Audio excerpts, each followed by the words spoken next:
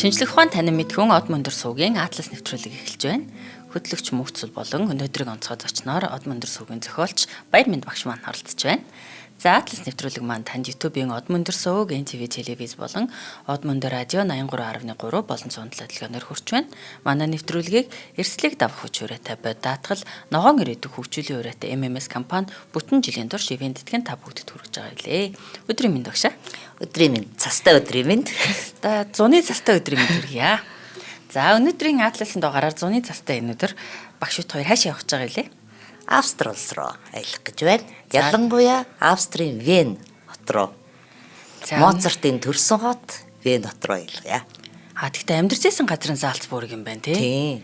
Тийм би оюутан байхдаа Залцбургт 2 удаа очиж исэн. Тэгээд Моцартын байшин энтергээл музей нөгөө гоё шоколад энтер ер нь бол Моцарт ер нь бол супер рокстар юм билээ. Тий.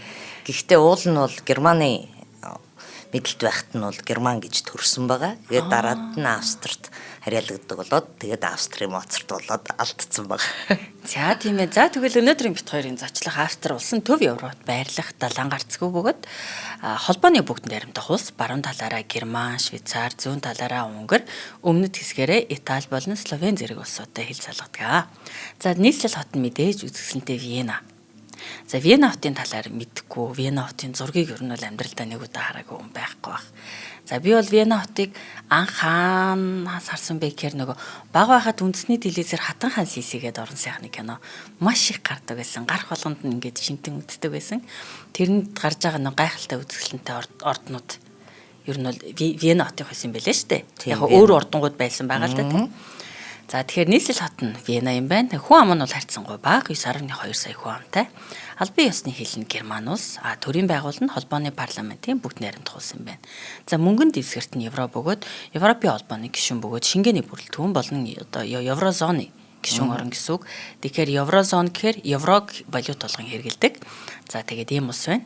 За тэгээд Австри нь Европын холбооны гишүүн өндөр хөгжилтэй, одоо маш хүчтэй эдийн засгтай амьдралын чанараараа дэлхийд тэргүүлэх орнуудын нэг. За тэгээд тэр тусам онцгойлын Вена хот нь бол ер нь бол амьдрахад хамгийн таатай хотуудын жигсаалтыг үргэлж тэргүүлдэг юм сайхан хот байна. За түүхийн товчхон дурдах юм бол Австрийн түүх нь Европын улс төрийн төвд оршиж ирсэнтэй тун одоо холбоотой. Дундад зуунаас эхлэн Habsburg-ийн угсаа Австрийг захирж улмаар Европын томоохон гүрнүүдийн нэгэн болгон хөгжүүлсэн. 1804 онд Австрийн эзэн хаант гүрэн байгуулагдаад 1867 онд Австри-Унгарын эзэнт гүрэн болонд хэлсэн. За энэ гүрэн нь Европын олон үндэстнийг хамарсан томоохон улс байсан боловч дэлхийн 1-р дайны дараа буюу 1918 онд задраг болсон. За 18 онд ч нөгөө Арчдүк Франц нь тий. Босны Херцеговинд явж хагаад халдлага төртөө дэлхийн 1-р дан ихсэн гэж байгаа шүү дээ тий. За дараа нь бүгд найрамдах Австри улс байгуулагдаад 1955 онд тусгаар тогтнолоо одоо тий зарласнаар ер нь бол бас мөн төвийг сахих бодлого баримталдаг улс гэдгээ зарласан. За өнөөдрийн Австри нь бол парламентын ардчилсан тогтолцоотой холбооны 9 мужаас бүрддэг юм улс юм байна.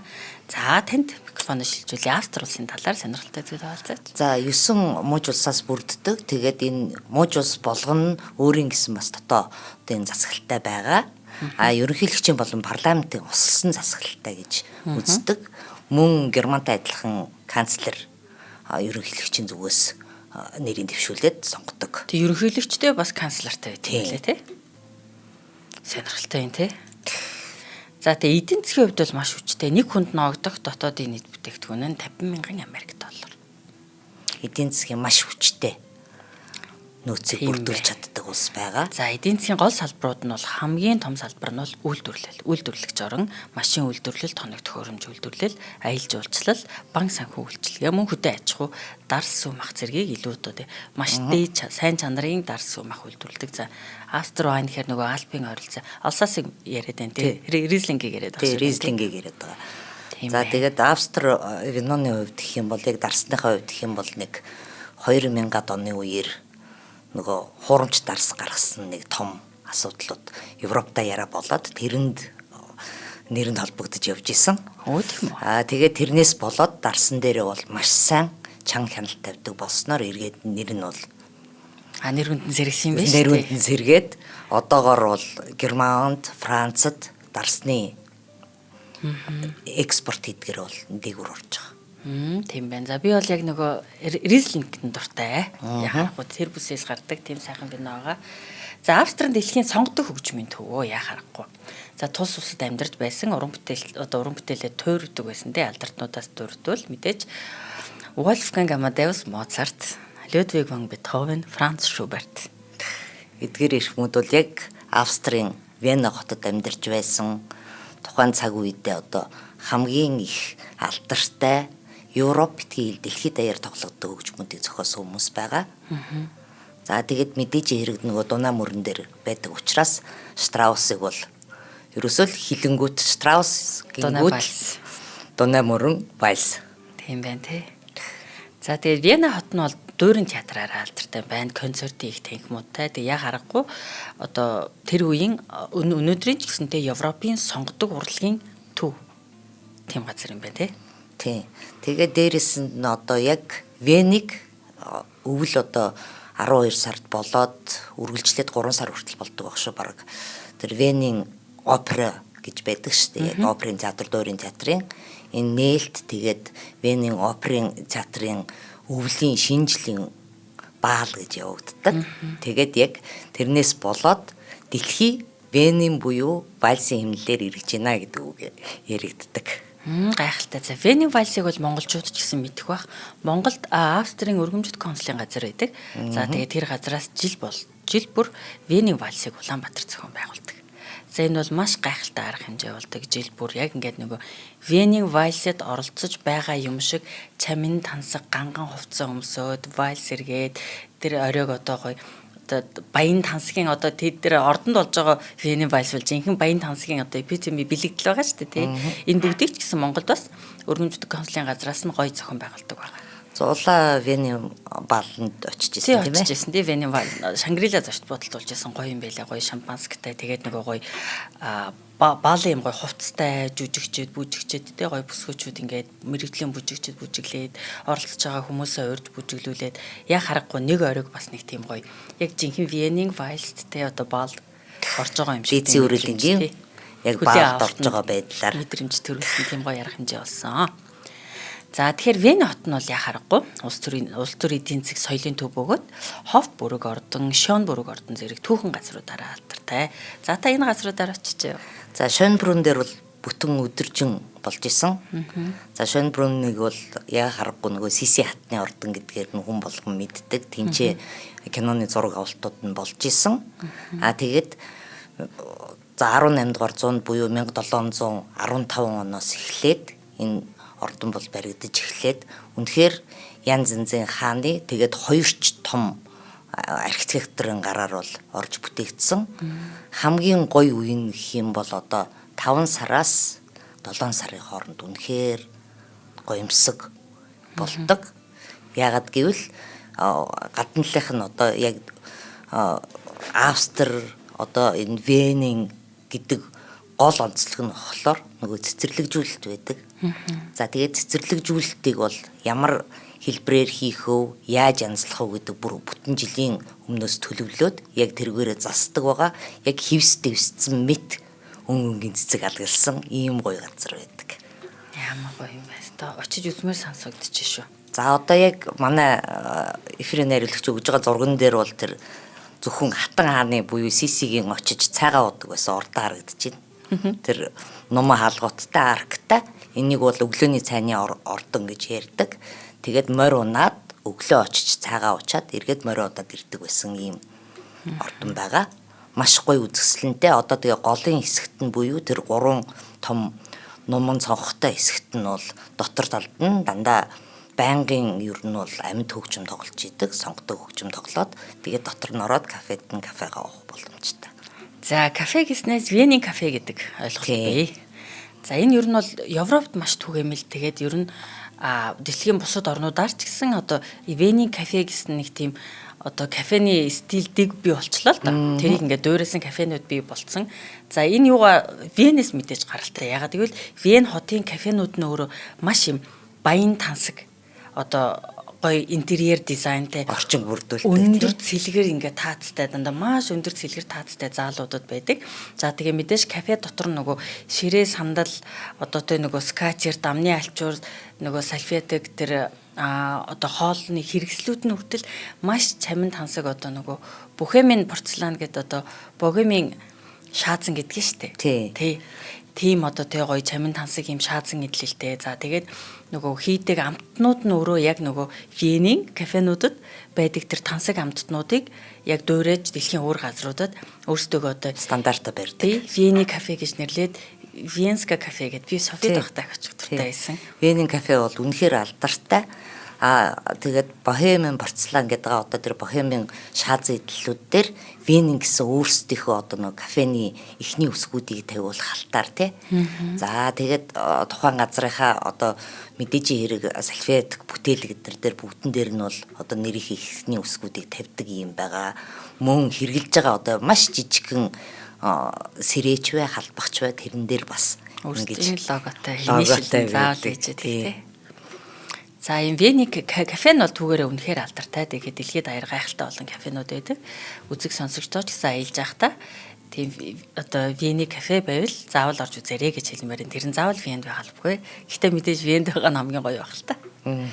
За тэгээд Австри улсын дараагийн нэг ярилцах хот маань Зальцбург ээ.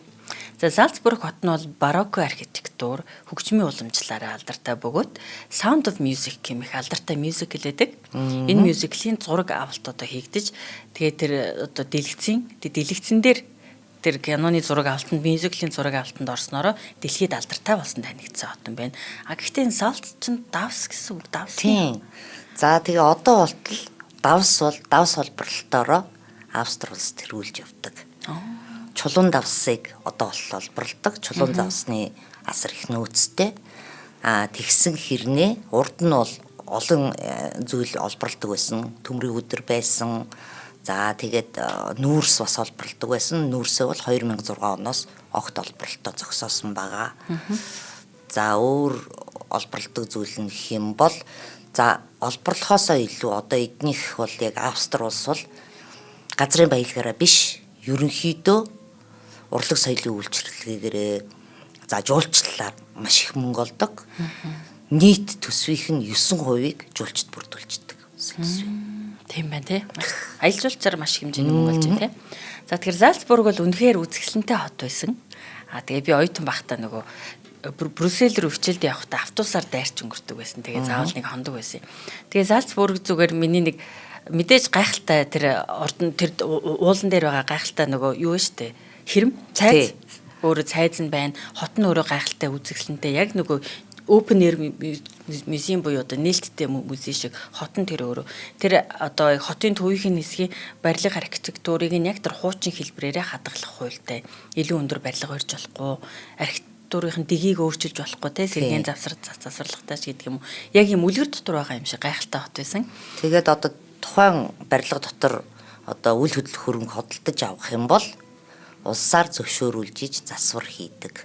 Яг хуучин өнгө төрхийг хадгалж засвар хийх. Зураг батлуулдаг. Тий, хуучныхын зургаар ер нь ихэнхдээ баталгааждаг. Тэгээд тийм учраас ер нь бол асар өндөр төсвөр хийгдэнэ гэсэн үг шүү дээ. Одоо 18 дугаар зууны үеийн хаалгатай бол 18 дугаар зууны үеийн хаалга шиг яг тийм хаалгаар солиулна гэсэн үг. Тэгээ Зальцбург хотын хамгийн нэг алдартай юм бол мэдээж нэг Моцартын музей байсан. Маш гоё, маш их дараалалтай. Тэгээд айгүй сонирхолтой яг л зүгээр нэг хүн өдрийн цагаа ухаар ч юм уу те түр гараа явцсан юм шиг мэдрэмж төрхөөр тэр байшин сав ширээ тэр ширээн дээр байгаа эд хогшлууд бичгийн эд хогшил бих цаас бүх юм нь яг тэр хэвээрээ байдаг юм гоё музей байсан. Тэг яг нэг сонирхолтой юм хаалцахад би нөгөө Зальцбургт явж байгаад нөгөө биц гад тэгээд нөгөө нийтийн биц газар байсан байхгүй. Тэгээд ингээд евро зоос хийдэг. Тэгээд 1 евро хийнгээ бичсэн. Тэгэхээр надад нөгөө задгаа 1 евро байхгүй. Тэгэхээр 2 евро хийчихэд ягаад ч юм те механик дээр 0 багт чинь 2 евро хийчихэд надад хаалган онгоогоо тэгээ миний 1 еврог хариулж өгнө гэж хүлээсэн чинь хаалган онгоогоогүй миний 2 еврог нэгийг хариулж байдахын 2-ыг эргүүлж өгөөгүй. Тэгээ дахиж гадаа гараад киоскоос юм аваад яг 1 еврогийн зоос авч иж 1 евро хийсэн байхгүй. Тэгээд одоо яг хошигт дурсахта хамгийн үнэтэй биз газар. Тийм биш үү? Одоо ялангуяа хань шүсцэн үед бол хамгийн үнэтэйгээр. Харин тийм одоо тэгэхээр маш үнэтэй биелсэн газар байгаа юм да. За тийм ийм сайхан дурсамж байна. За хоёлаа төр завсарлаад өнөөдрийнхөө нэвтрүүлгийн ивент тэтгэгчийг дурдъя. За ногоон ирээдүйг хөгжүүлэгч MMS компани маань Atlas нэвтрүүлгийг бүтэн жилийн турш ивент тэтгэн та бүгдэд хүргэж байна. За MMS компани нь эрчим хүчний салбарт үйл ажиллагаа явуулдаг. Нарны болон сэргээгт эрчим хүчний системээр дамжуулан айл өрх аж ахуйн нэгжүүдэд бие даасан эрчим хүчний төслүүдийг хэрэгжүүлдэг мэргэжлийн хамт олон юм а. MMS компанийн цахилгаан эрчим хүч болон уул уурхайн салбарт үр ашигтай дэвшилтэд технологи суурилсан бүтээгдэхүүн шийдлүүдийг санал болгодог ба дэлхийн тэргүүлэгч үйлдвэрлэгчдийн Монгол дахь албан ёсны төлөөлөгч бөгөөд дэлхийн тэргүүлэгч үйлдвэрлэгчдийн хамгийн дэвшилтэд технологиг Монголын эрсдэс уур амьсгал зориулан илүүтэй сайжруулсан хувилбараар Монголын зах зээлд нийлүүлээд эрчим хүчний төслүүдийг хэрэгжүүлдэг. За та бүхэн төвлөрсөн эрчим хүчнээс хол болон мөн та байгальд ээлтэйгээр өөрийн үйл ажиллагаа явуулах аж ахуй фермерийн аж ахуй барилга үйлдвэрлэлд юу ч явуулж болно тий. Өрхийн хэрэглээгээ ч гэсэн та бүхэн байгальд ээлтэйгээр эрчим хүчний асуудлаа шийдвэрлэх хүсвэл MMS компани мэргэжлийн хамт олонд холбогдорой. Эрчим хүчний оновчтой цогц шийдлийг MMS-с ивент тэтгэгчдээ баярлалаа. За ивент тэтгэгчдээ баярлалаа. Өнөөдрийн нэвтрүүлэгтээ бас маш сайхан зогцож байна. Ягаад гэвэл Австри маань өөрөө цөмийн энергийн ямар ч реактор байхгүй цөмийн энергиэр 100% татгалцсан улс байна. Тийм үү. Сонирхолтой юм тий. За хоёлаа тэгвэл цаг хугацаа орчин цагаасаа жоохон ухраад Австрийн түүхийн талаар ярилцъя тий. За Австрийн түүхийг ярихын тулд Хабсбургийн угсааг ярихаас өөр аргагүй. За Австри улс нь түүхэн эзэнт гүрний өв сонгодог урлагийн төв өндөр хөгжилтэй эдийн засаг амьдралын чанарыг хослуулсан орчин үеийн Европын тэргүүлэгч улс. За түүний стратегийн ач холбогдолтой байршил, соёлын нөлөө, институцийн доктортой байдал нь Австрийг зөвхөн аялал жуулчлалтуудыг судалгаа, боловсрол, олон улсын хамтын ажиллагааны чухал төв болгож чадсан. За Төв Европын зүрхэнд орших Австри нь өнөөгийн хөгжингөө доктортой улс болохоос өмнө олон зууны турш Европын улс төртэй соёл гүрнүүдийн өрсөлдөөний төв байсаар ирсэн. За Австрийн энэ газар чинь баг төмрийн хөдөр. Төмрийн үеийн 35 мянган жилийн өмнөх хүмүүс амьдарч исэн уул мөрүүд олддог тий. За маш эртнээс бол хүн амьдарч исэн. Гэхдээ наашлуулад ярих юм бол кельтүүд амьдарч исэн. Кельтүүд тэр газар нутгаар тий амьдарч исэн гэзэгт дараа нь Ромын эзэнт гүрний харьяа нутаг болсон. За Ромын эзэнт гүрний үед бол Норикум хэмээх муж болгон тэр Ромын эзэнт гүрний алс хязгаар нутаг болгон байгуулагдаад стратегийн чухал муж нь болсон. Ромын задралын дараа Герман угсааны хавг аймагуд нүүдлэн ирээд улмаар 9 дугаар зуунд Каролингийн эзэнт гүрний бүрэлдэхүүнд шилжин орсон юм байна. За тэгээ 976 онд шүү. Остарих буюу зүүн хилийн нутаг гэсэн утгатай нэр анх бичиг баримтад тэднийг өнөөгийн Австрийг маань тэмдэглэж бичиж эхэлсэн байна. Österreich. Одоо бол Österreich тий. Österreich буюу зүүн эзэнт гүрэн гэсэн нэрээрээ л яваад байгаа шүү дээ. Reich гэдэг баян тансаг гэдэг нэршлэрээ яваад байгаа. За энийг нь тэгээд одоогийн бидний Австри гэж байгаагийн нэрнийх нь их үсвэр гэж үздэг юм байна. Та далбааныхын талаар нэр ярилцаач. За далбааныхын талаар гэх юм бол хамгийн хуучны далбаануудтай гэж хэлж болохоор батлагдсан далбаа нь. За тэгээд энэ улаан цагаан улаан гэсэн ийм зураастай далбаа байдаг шүү дээ бид нэр мэддэг. За тэгээ энийг ямар учраас энэнийг далбайд сонгосон бэ гэхлээр Леопольд хааны үед угаасаа хаан тулаанд ороод тэр нь бол нөгөө анхны крестоносц буюу загалмайтны аян дайны үед болж байгаа үйл явдал. Тэгээд хаан тулаанд орсны дараа бол бүх хувцс нь улаанаар будагдаад хүний цус нь будагдсан гэсэн үг шүү дээ. Тэгээд тулаанд дуусны дараа бүсээ тайлтал цав цагаан байсан. Тэгээд улаан цагаан улаан гэдэг өнгийг үнийг бодож бүх эрх чөлөөний төлөө тэмцэгчдийхэд цусан улаан өнгийг оруулаад цагаан гэдэг нь итгэл найдвар буюу сайн сайхны төлөө гэсэн ийм байдлаар цаашдаа оруулж өгсөн. За тэгээд хамгийн удаан өөрчлөгдөөгүй далбаанууд энийг тий. За яг энэ дээр дахиад нэмээд хэлэх юм бол Австрийн өөрийнх нь нөгөө цэргийн далбаа гэж байдаг шүү дээ. Цэргийн далбаан дээр нь бол нэмэгдээд дээр нь дэвсэн бүргэд байдаг, хар бүргэд. Нөгөө Германы бүргэд байдаг шүү дээ. Яг тиймэрхүү бүргэд цэргийн далбаан дээр нэмэгдэж орж ирдэг. За баярлалаа. За ингээд Habsburg-ийн угсааны талаар ярилцъя. За Habsburg-ийн угсааг бол одоо монголчууд бол ер нь дэлхийд даяар мэднэ те. Нөгөө Европыг дайнариш гэрлэлтээр эзэлсэн гэр бүл угсаа гэж нэрж болно тий. Тэгээ Habsburg-ийн угсаа нь 13 дугаар зуунд Швейцарын нутагт үүссэн феодал язгууртны гэр бүлээс гаралтай. За 1276 онд Рудольф 1-р Герман Ромын хаанаар сонгогдсноор Habsburg-ийн улс төрийн одоо хүч эрс нэмэгдсэн. Тэрээр 1278 онд Австрийн нутаг дэвсгэрийг эзлэн аваад одоо уг нь Швейцараас гаралтай байх нь штэ.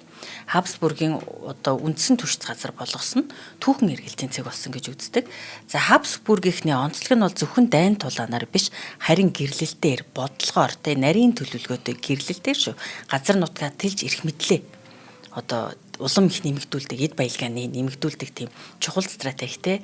Тэгээд энэ бол дайдах бус гэрэл гэсэн бодлогоор Испани, Нидерланд, Итали зэрэг бүс нутгийн одоо том эзэнт гүрнүүдийг өөрийн харьяа болгож чадсан юм гайхалтай бодлого. Гэхдээ энэ бас хорт сөрөг тал байгаа. За тэгээ 15-аас 16 дугаар зууны үед бол Habsburg-ийн угсаа Европын хамгийн хүчирхэг гүрний нэг болж чадсан. Тэдний эрх мэдэл алсар өргөн хүрээг хамарч байсан бөгөөд ялангуяа 5 дугаар Чарльзын үед Habsburg-ийн эзэнт гүрэн нар жаргадаггүй эзэнт гүрэн гэж тэднийг нэрлэдэг байсан Habsburg-ыг.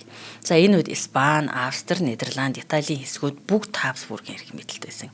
Америк дахь колониудад Испани шугамар дамжин тэдний нөлөө бас орчихсон байсан. Гэтэл өөртөө их газрын Европтой байгаад байгаа гэдэл гэрлэлтээр Испани хааны гэр бүлтэй гэрлээ тэгээд явцсан байж тээ. За тэгээд Герман Ромын эзэнт гүрний титмэн хүртэлтэй тэдний гэр бүлд байсан. Тэгэхээр гівч нөгөө гүрэн хит одоо өргөжснөөс удирдлагын төвхтэй болоод 16 дугаар зууны үед ер нь Австрийн болон Испани Habsburg гэсэн хоёр салаа болон хуваагдав. Тэрнээс хойш ер нь бол хоёр тусдаа байсан юм байна. За тэгээд Habsburg-ийн одоо Habsburg гэдэг яг Австриуд өөрсдөө юу гэж нэрдэг? Habsburg. Чинь байна уу? Байна. Байна уу тий. За Отtomаны эзэнт гүрний үед бол маш одоо тий нөгөө Европыг загалмайтны ертөнцийг хамгаалах бамбаа болж илаа шүү дээ. Вена чинь.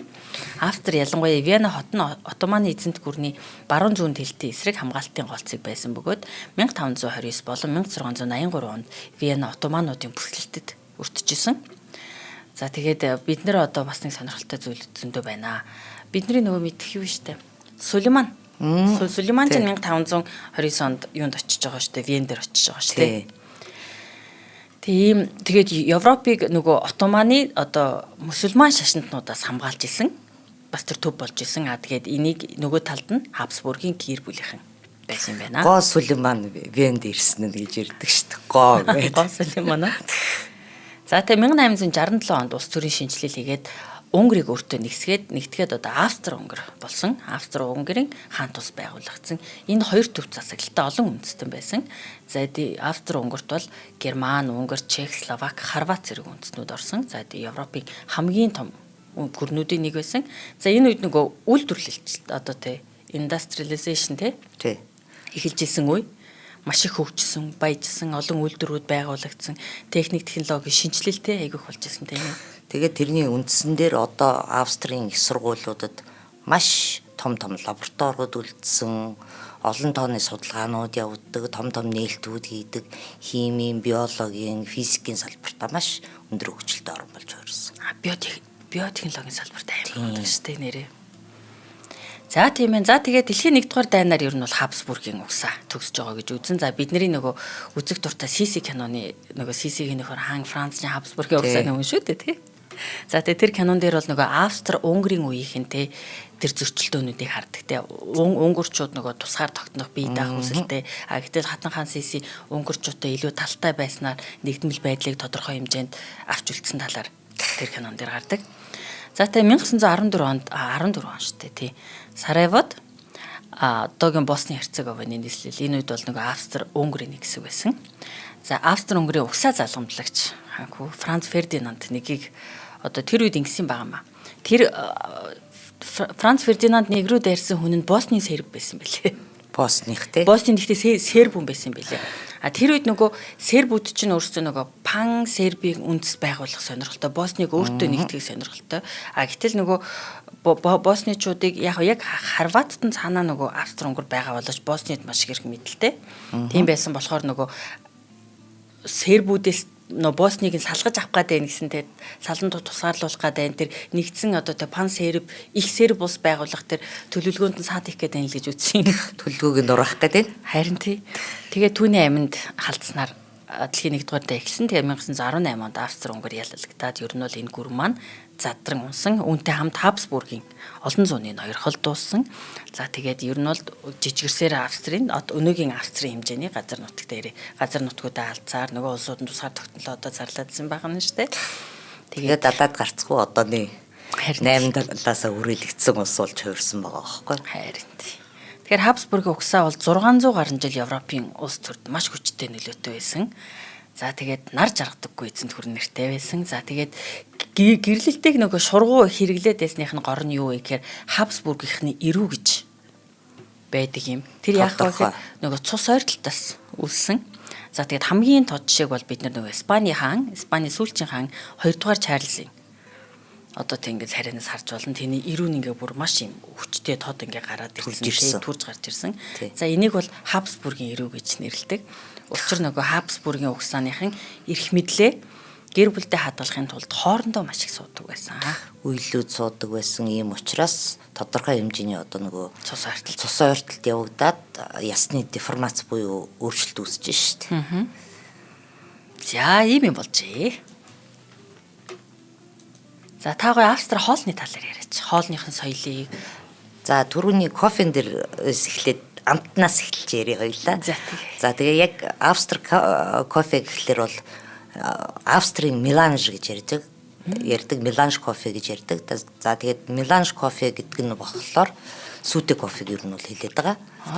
За нэг бодлын капучино юм шиг гэвч нөгөө авструудын яг хэрэгэлдэг дээр нь тавьж өгж байгаа одоо нөгөө сүйтэй холсон ч гэсэн дээр нь хаубэ буюу юм малгай гэсэн байдлаар тавьж өгдөг. Энэ нь болохоор чихэртэй цэцгийг зогсон юм чихэртэй хөөсрүүлсэн цэцгий байдаг. За. Тэгээ энийг халуун кофен дээр хийж өгдөг учраас тэгээ Венер меланж гээд мит хаубэ гээд малгайтай гэж ярьдаг. За тэгээ ямар ч Австрийн кафед орсон гэсэн тодорхой хэмжээгээр заавал хажууд нь цэвэр ус өгдөг. Тэгээд кофего угаад заавал цэвэр усаа ууж гардаг гэсэн үг. За мөн бидний мэддэг Вены шницл гэж ярьдаг штэ. Одоо үрдсэн бүрмэлтэй давтсан гахамах. За энэгээр бол маш алдартай одоо бол хийгддэг. За тэгээ хэмжээнээсээ шалтгаална. Шарагдах өнгөнөөсөө шалтгаална гэсэн үг. Мөн ямар тосон шаруулхаа бас хүмүүс өөрсдөө сонгож авч болдог. За амтны хувьд бол үнэхээр маш олон төрлийн амттан байдаг. Десерт буюу одоо амттанд бол их чухалчилж үздэг газар. За барыг ярьж явах нэр шүс асгармаар хараад байна. Захар торт гэж байдаг шүү дээ, тий. За тэр Австрийн захар торт гэхэлэр Австри Герман хоёр бол энэ захар тортыг өөрийн болгож авах гээд одоо өөрийнхөө нэр дээр бичүүлэх гэж их удаан хугацааны маргаантай явж байгаа. За шоколадын бүрмэлийн торт байгаа. За энэ яг Венийн захар тортыг бол бүр Японоос хүртэл кафенээс захиалж авдаг. Тодорхой хэмжээгээр шууд хийгдээд онгоцоор хүрэгдэж явдаг. Японочууд бол маш туртай байдаг. Нэгэн монголчуудын хувьд бол жаахан ялуун санагдаж магадгүй. Гэхдээ үнэхээр яг ийм сахар бялуу гэдэг нэрэндээ бол сахартай бялуу гэж байгаа юм шиг л. Яг тийм нэрэндээ таарсан ийм гоё бялуу байгаа. За хүмүүс нь тэгээд дарс их уудгүй, шар ариг их уудгүй, ер нь өдөр тутам ахуудаа ер нь ямар хүмүүс вэ? Та хэдэн удаа очижсэн бэ?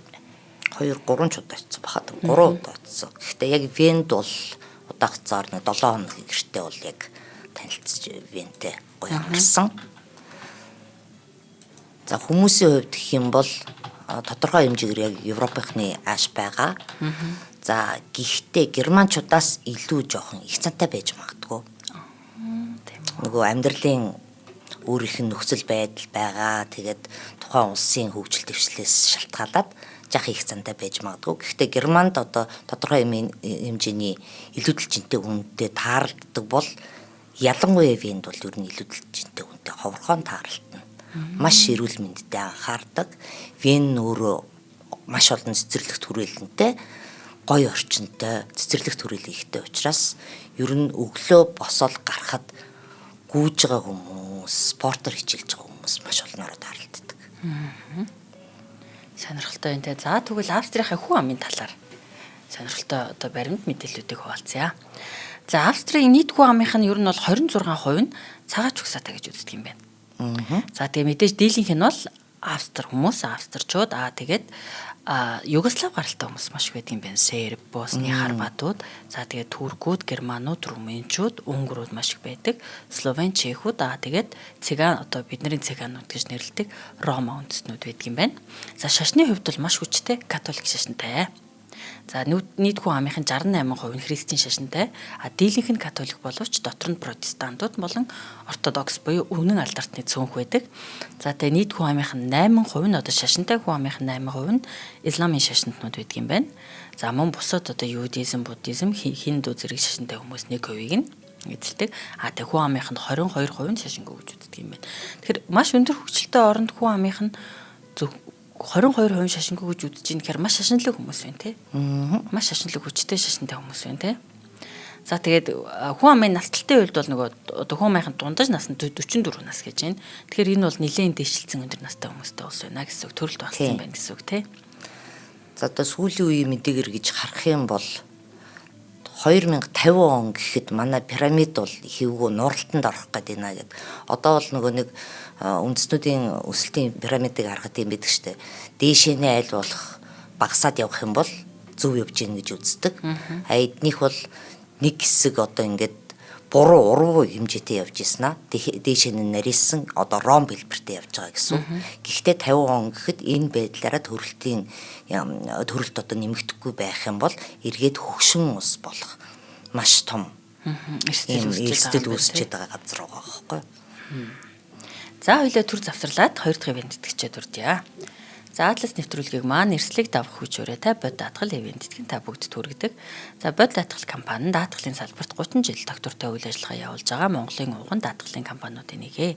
Бод даатгал нь өөрийн харилцагчтай найдвартай хурдан хэлбэр үйлчилгээг эрсдэлгүй аюулгүй хамгаалалттай ирээдүг цогцоор нь саналуулахыг эрхэмлэдэг. Тэгэхээр өнөөдрийн дугаараараа бид хоёр гадаад дотоод аяллаа даатгалыг нь онцлие.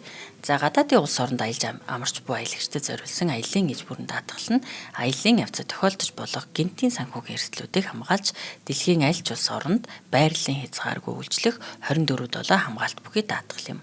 За бод сос иж бүрэн даатгал нь дэлхийн тэргүүлэх International SOS эрүүл мэндийн байгууллагын давхар хамгаалалттай бөгөөд эмнэлгийн яаралтай тусламж хэмжилгээг цаг алдалгүй үн төлбөргүй хүргэх давуу талтай. За тэгээ одоо Монголд яг өнөөдөр биш болохоос 100-ны цаг өгнө бол ирж гин те. Аялж болж цагийг хэлж гин. Дотоодын аялдаа ч гэсэнтэй бид нар хөтөө гадаа явахдаа ер нь бол даатгалыг хэрэгжилж занших хэрэгтэй. За манайх эрсдэс уур амьсгалтай уудам тэ дэлгэр газар нутагтай газар бол машин тэрийг эвдрэх гинтийн осол аваар болох те. За тэгээ машин тэрийг эвдэрлэхэд тусламж үйлчилгээ дуудах зэрэг нөгөө хол газар өргөн удам газар нутагтай болохоор өндөр өтөвтэй зардлууд маш их байдаг. Тэр хэмжээгээр бидний аяллыг энэ өндөр эрсдлүүд үргэлж дагж явж байдаг гэсэн үг. Тэгэхээр аялын турш тохиолдож болох эрсдлүүдэд багасгахын тулд үзэг сонсогчдоо орон нутагтаа ч гэсэн хөдөөж гэсэн аялахдаа зуныхаа аяллаар гэр бүлээрээ хамт олноороо найз нөхдөөрөө аялахдаа заавал даатгал хийлгээрэй гэж зөвлөхөр байна. Даатгалж хэвшээрэй гэж бараг хэлмээр байгаа байхгүй. Ер нь зөвхөн гадны орнуудад яг нөгөө визний асуудлаас ч гэдэг юм уу даатгал яг нэгтэй явдаг штэ. Дотооддоо бас даатгуулаад эхлэх юм бол амь насны даатгал одоо ославарын даатгал тий. Маш их янз янзын юм болно шүү дээ гин тий. За тэгэхээр та бүхэн 75 тэгтав 48 тэгтэг 75 тэгтав 48 тэгтэг утсаар холбогдоод дэлгэрэнгүй мэдээлэл авчулна. Мөн бод зураас insurance.com хаягаар ороод хүссэн даатгалын үйлчилгээгээ онлайнаар авах бүрэн боломжтой юм байна. За ивент тэтгэгчтэй баярлалаа. За Австрийн талаар өөр сонь сайхан юу вэ? За Австри бол уулын орн гэж ярьдаг. Өөрсдийнх нь одоо яг дуун дээр хүртэл уулын горхины орн гэж өөрсдөө нэрлэдэг байгаа. Үнэхээр өндөр уул маш ихтэй. Альпийн нуруу, Карпатын нуруу байгаа шүү дээ. За тэгээд үүнийгээ дагаад бол өвлийн аялал жуулчлал маш их хөгжсөн байгаа. За энэ зундаа бол маш их явган аялагчд очдог. Мөн авирагчд, ууланд авирагчд их очдог. Ягаад гэвэл одоо 1000 гэж ярьдаг одоо 3000-аас дээш 4000 гараа хүрэхгүй өндөртэй маш олон уултай учраас тийшээ уул авирагчд их явж аялдаг байгаа. Уулын авиралт бол маш өндөр хөгжсөн газар. Чи нөгөө би Хатан хаан Сиси киногоор л дүрслээд байл л. Нөгөө аавтайгаа зүг тэр чин Баварт юм биш үү? Баварт. Аав дээр очиод ан хийхдээ бол Баварт төрс нутагтаа очдөг гэж. Тэр ихтэй ангийн юм бол бас Австрид байгаа штэ. Австри чинь ер нь ангаар маш их жуулчдыг бас татдаг. Тийм.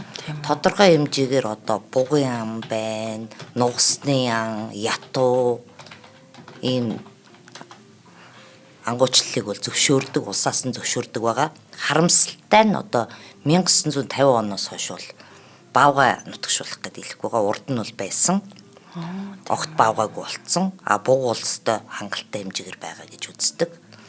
Маш олон ан амьтантай тэрнээсээ ихэнх хувийг нь одоо тентгийн эндемик буюу зөвхөн тэр Альпт байдаг амьтад ургамлууд байдаг. Тэрнээсээ гадна маш их олон төрлийн шавжнууд, улаан намд орсон шавжнууд ихтэй. Маш сонирхолтой. Бас нэг маш сонирхолтой газар юм байна. Энэ дэлхийн хамгийн том мөсөн агууны бүт систем байдаг гинэ. За нэрийг нь унших гэж хичээ. Eisriesenwald. За гайг уншсан байна те. Маш сонирхолтой юм байна. Дэлхийн бүр хамгийн том мөсөн агууны систем гинэ. Зөвхөн нэг агуу биш ингээ үргэлжлээд явдаг юм байна. За алдартай аялал жуулчлалын газруудаар хойлоо дурдъя те. Үзэх сонсогчд маань сонирхоод очиж үзэж болно те. За мэдээж Schönbrunn Palace ордон байна. 1400 өрөөтэй. 1441 өрөөтэй. Сүрлэг гайхалтай цэцэрлэгтэй Австрийн хамгийн их жуулчин хүлээж авдаг гайхалтай. Одоо Сисигийн ордон шүү дээ. Тийм байна. За Hallstatt гэж юм те. Үнэхээр гайхалтай үзэсгэлэнтэй нуураад тойроод байдаг юм байна шүү дээ те. Үнэхээр гайхалтай. За тэгээд мэдээж historic Salzburg-ийн төрсэн газар те. Моцартын төрсэн газар. Salzburg маань тэгээд нэгдсэн үндэсний байгууллагын дэлхийн соёлын өвд бүртгэгдсэн юм байна. Барок архитектур. Тий. Барокийн үеийн архитектураараа уран барилгаараа үнэхээр гоё. За тэгээд дээрэс нь бас сонирхдаг хүмүүс бол сецессион гэж байдаг шүү дээ одоо. Залуу урлаг гэж югэн стил гэж ярьдаг.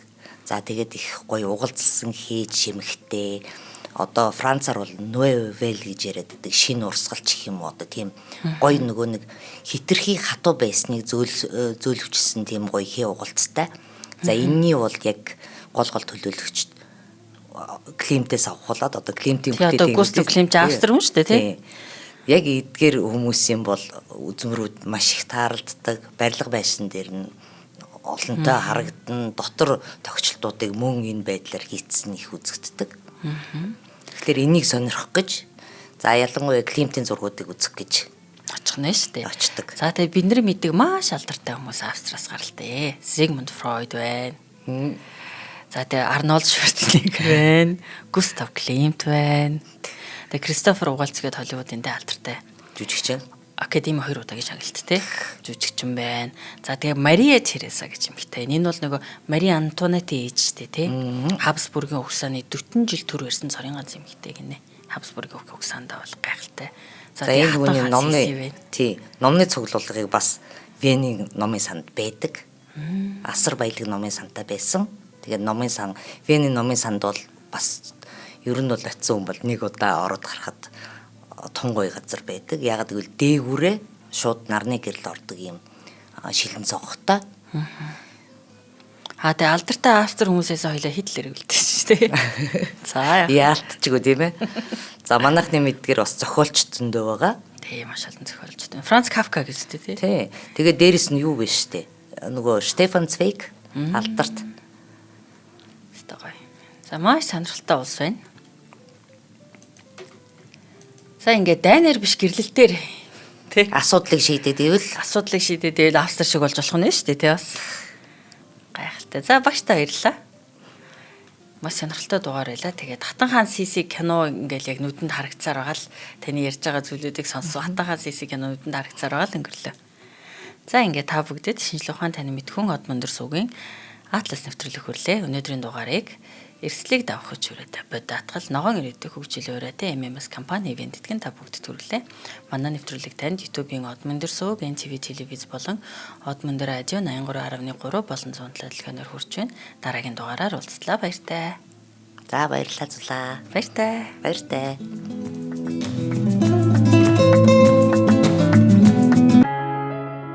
Нэвтрүүлгийг хүлээн авсан Нарны аймгийн монголчуудтай баярлалаа. Од Мөндөр сувг нь энэ мэдчлэн таны мэдхүйн мянган нэвтрүүлгийг 2026 оны 7 сарын 1 хүртэл та бүхэндээ хүргэх юм. Их хэлээрээ шинжлэх ухаан танин мэдхүйг түгээхийн үлсэд нэгтгэх хүсвэл та бидэнд хандив өгөх боломжтой. Жилдээ ганцхан удаа 100,000 төгрөгөөр биднийг дэмжснээр шинжлэх ухаан танин мэдхүйг түгээх энэ үйл хэрэг амжилттай үргэлжлэх юм. Од Мөндөр нэр дээрх Удаагшлын банкны дансгаа 4191 Тэг 4518. Та 100,000 төгрөгөөр шилжүүлэхдээ гүйлгээний утга дээр нь өөрийн нэр болон утасны дугаараа заавал бичээрэй. 100,000 төгрөг хандалснаар Од Мөндөр сувгийн алтан гишүүн болох юм а. Шинжлэх ухаан танин мэдхгүй Монголд ялах болтугай.